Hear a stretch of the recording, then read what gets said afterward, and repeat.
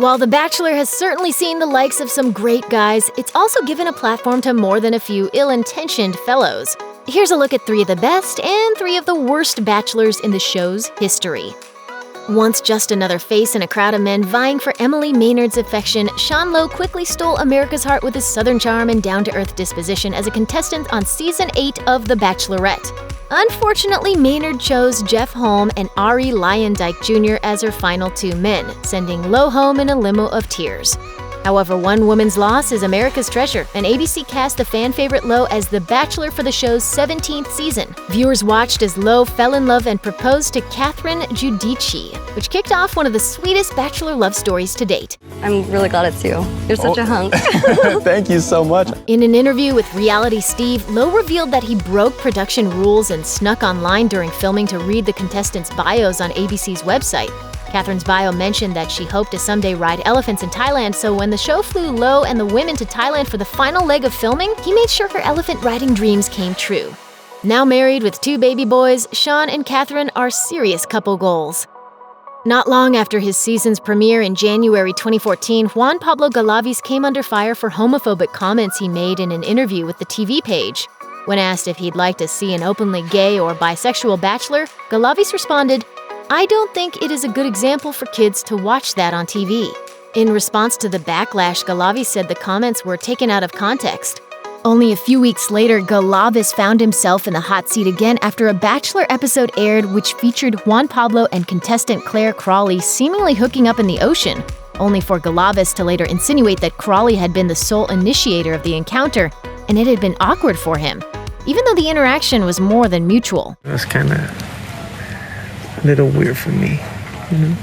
Going in the ocean? No, the whole situation. As if the homophobic comments and gaslighting weren't enough, Galavis' constant, condescending use of the phrase, "it's okay," frustrated both viewers and contestants alike. Everything's always, it's okay, and I want to die if I have to hear it's okay again. Like, I can't handle it. Known for his charming demeanor similar to Sean Lowe's, Ben Higgins famously confessed as a contestant on Caitlin Bristow's season of The Bachelorette that he was falling in love with her, before revealing that his worst fear was the idea that he could not be loved back, or was possibly unlovable. While Bristow ultimately sent him packing just shy of the finale, Higgins quickly learned that he was anything but unlovable during his run as The Bachelor, falling for contestant Lauren Bushnell and later proposing to her. However, Higgins' season wasn't without controversy. The Bachelor professed his love to both Bushnell and JoJo Fletcher, which definitely didn't sit well with his future fiancée. Ben, I love you. I love you too. JoJo, I love you too. What? Regardless, it was refreshing to see a Bachelor lead so willing to be honest and open about his feelings, as well as genuinely interested in the feelings of the women competing for his affection. Unfortunately, Higgins and Bushnell called off their engagement in May 2017. So you're saying the wedding is off?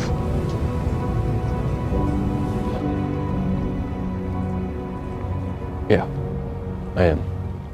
But don't worry, the former Bachelor has stayed a franchise favorite, even living up to his good guy reputation by co-founding the charitable coffee company Generous Coffee.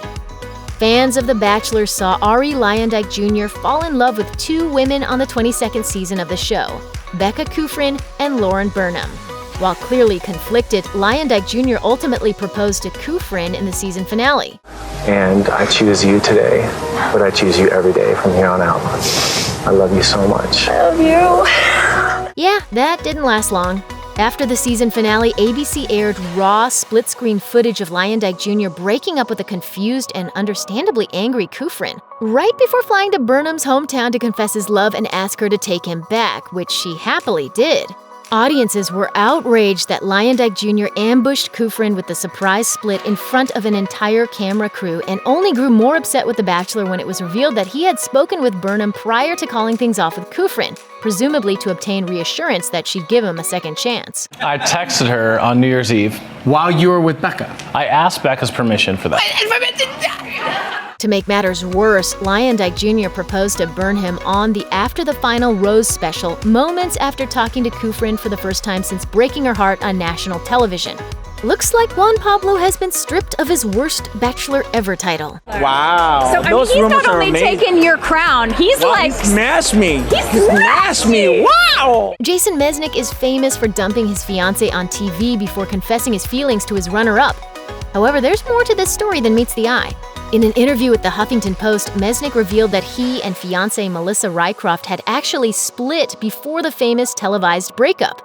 Though he told the Bachelor producers that he'd realized he'd made the wrong decision in proposing to Rycroft and wanted to make things right with the runner-up, Molly Mullaney, Mesnick was told he'd only be able to contact Mullaney if he worked with producers and dumped Rycroft on TV.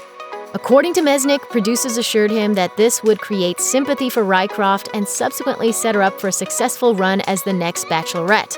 However, Rycroft had no interest in returning to the series. Like, that's really what's gonna help me right now, that I just got mortified. Since the awkward and eerily silent after the final rose, Mesnick has been open about his experience with fake reality TV, apologizing and taking responsibility for going against every moral and every bone in his body. He and Molly are happily married to this day, and Rycroft went on to marry and start a family of her own with a former boyfriend, even winning the coveted Dancing with the Stars Mirrorball trophy. Happy endings all around. Nick Viall isn't exactly a villain, he's just a guy who really overstayed his welcome on our televisions.